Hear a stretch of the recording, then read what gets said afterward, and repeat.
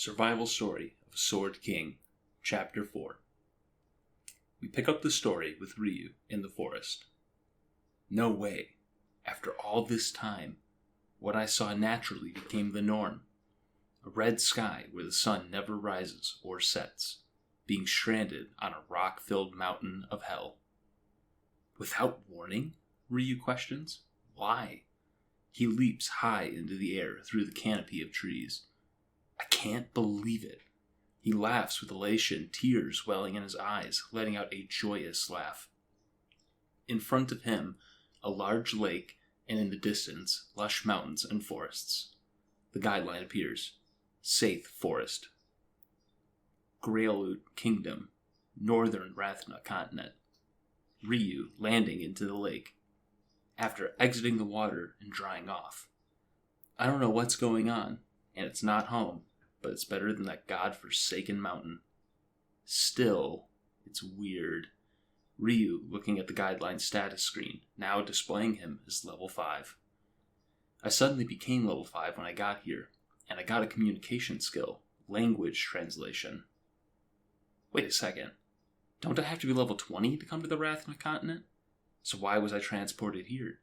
The Guideline flashing errors. Is it still bugged? What the hell am I supposed to do? Just then, the Guideline appears again with a ding. What? I've never seen this before. Ryu's eyes widen as he reads. Final mission. Kill one of the goddesses of Rath'na. If I kill a goddess, then my reward is... He continues to read. Final mission reward. 1. Eternal youth and immortality. 2. Sent back to Earth with the stats intact. 3. Fulfill 3 wishes. Going back to Earth? The Guideline continues. Factors to consider. 1. Keep your identity as a person from another world a secret from others. 2. Register at the Hunters Guild in the corporate city of Onpris. Ryu is then interrupted by the dragon perched upon the rock above him, roaring to make its presence known. A monster? Why the hell is the first monster to appear a dragon? The dragon looks down on Ryu, its white mane draping over its face, smoke oozing out of its jaws. It growls, disgusting, otherworldly demon. How dare you enter my forest? Do you plan on coming at me without a weapon in hand? Ryu, noticing his weapon still in the water behind him. Damn, why now? I need to grab my sword. The beast continues while sharply breathing in, flames beginning to ignite in its mouth. If that's so, then burn to ashes. The dragon releasing a large blue flame. Ryu, realizing it's too late to grab his sword, dodges. If you're in a predicament like this, then it's the perfect time to shake your enemies. Killing it comes after. Ryu sending a punch at the beast. It doesn't even attempt to dodge. Ha! How ridiculous. The punch lands with a tremendous force, sending the dragon flying far into the sky, a shockwave coming off the fist from the impact. Ryu, stunned at his own strength, fist smoking from the impact, pauses for a moment. We fade out. An epilogue. There once lived a brilliant dragon in the Sky Dragon Knights of Exrid Kingdom. The dragon mount's name was Ephir, and was a great pride of the knights. However, a great ordeal came upon Ephir. It was in the form of the kingdom's prince, who whined about wanting to ride her. However, mounting a dragon was not a simple feat, and in the end, the prince... We are shown a comic-style depiction of the prince falling off the dragon, dying to the fall. Ephir's poor knight was executed, and Ephir herself was able to escape the kingdom through the help of the other kind knights. The lonely dragon who lived in the forest didn't even have time to mourn, because the forest was where many of the otherworldly humans would frequently appear. However, despite receiving training, she would never kill her opponents. So, was this kind Ephir really a source of terrible disaster? It was then when countless otherworldly hunters gathered together to hunt the poor dragon. Being badly beaten, Ephir thought to herself that letting the otherworldly humans live was a bad idea. We fade back to the same dragon, Ephir, crying in front of Ryu. After that, you guys kept appearing, so I had no choice. Besides, I'm not a dragon. The guideline confirming. Level 27. Species, wyvern. Dragons have 4 legs, and their wings are located on their shoulders. Wyverns have wings on their 4 legs. So, I'm a wyvern. This is common knowledge, so let me go. That's not the point, yells Ryu. I want to know how you knew I was from another world. Speak. Ephir sobs. I can't tell just by looking, but their bodies disappear when they die. Besides, Rathians hardly come into this forest. Ryu, thinking, did she just assume that I was an otherworldly person? Then that means no one would be able to find out my identity judging by my appearance alone. Isn't this the Saith Forest in the Gralut Kingdom? Ephir answers, the Gralut Kingdom was destroyed long ago. This is now called the Exrid Kingdom. My guideline hasn't updated. What the hell is going on? Thinks Ryu. Ephir pleads further. Please don't kill me. I didn't think you'd be so strong. You should have just laid low.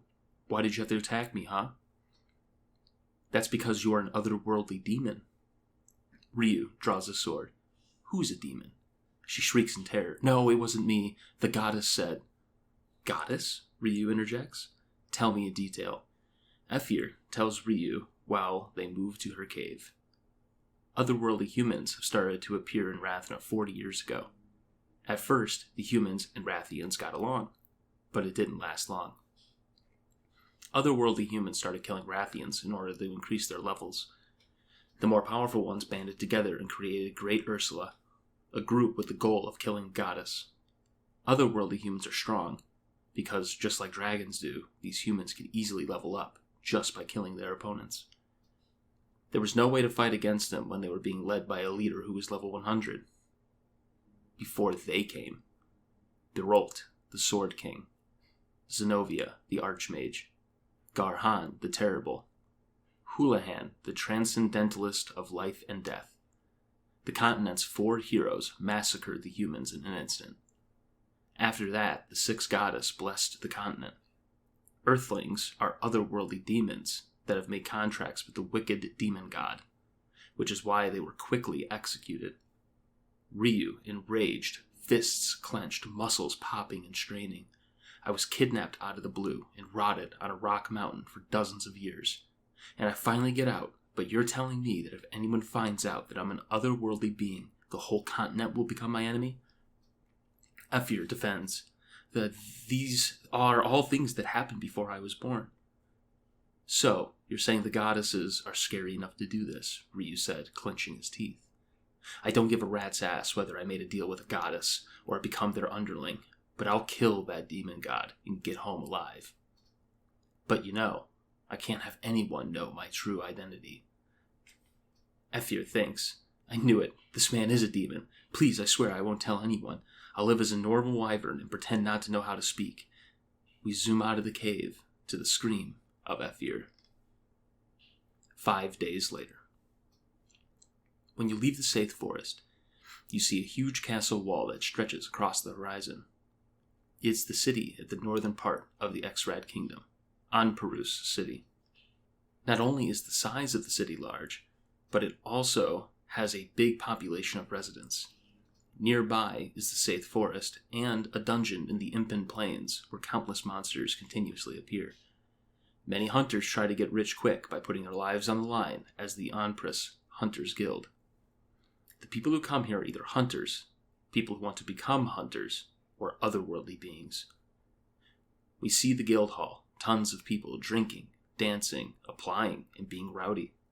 Upon Ryu's entrance into the hall, the energy quickly shifts, and people start to whisper to each other. What the hell? He's huge. I've never seen him before. Is he in another guild? He looks like a veteran hunter. Ryu approaching the desk, the clerk shooing away the person in front of him. Welcome, Sir Hunter, she exclaims.